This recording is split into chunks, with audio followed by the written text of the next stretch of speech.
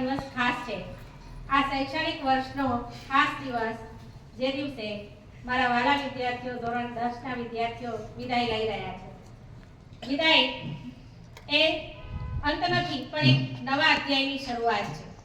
એક નવા સફરની શરૂઆત કરવા તમે જઈ રહ્યા છો।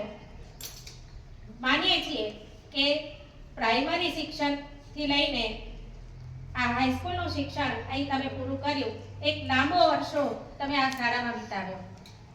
કદાચ આગળ આટલો લાંબો સમય કોઈ એક જગ્યાએ સ્થાયી નહીં રહેવા મળે, એટલે આ બાળપણની કાયમી યાદને હંમેશા યાદ રાખજો।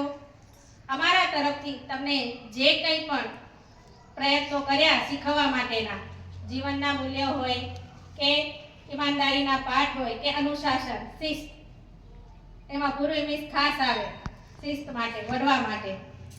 એટલે આ જીવનમાં હંમેશા યાદ રાખજો અમારા કહેલા સૂચનો। વાતો તો ઘણી યાદ રાખી છે કે મિસ 5 વાર લખવા આપતા ને 2 વાર મારવાની વાત કરતા, પણ સાથે સાથે કેવી રીતે જીવનમાં આગળ વધવું એ પણ સમય મળ્યો ત્યારે કહ્યું છે તમને।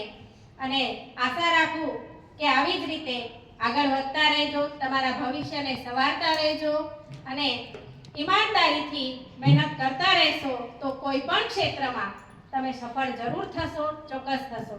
અને કદાચ નિષ્ફળતા મળે તો પણ ગભરાયા વગર મહેનત ચાલુ રાખજો, કારણ કે કવિ શ્રી મેઘાણીએ કહ્યું છે, યાહોમ કરીને પડો ફતેહ છે આગે।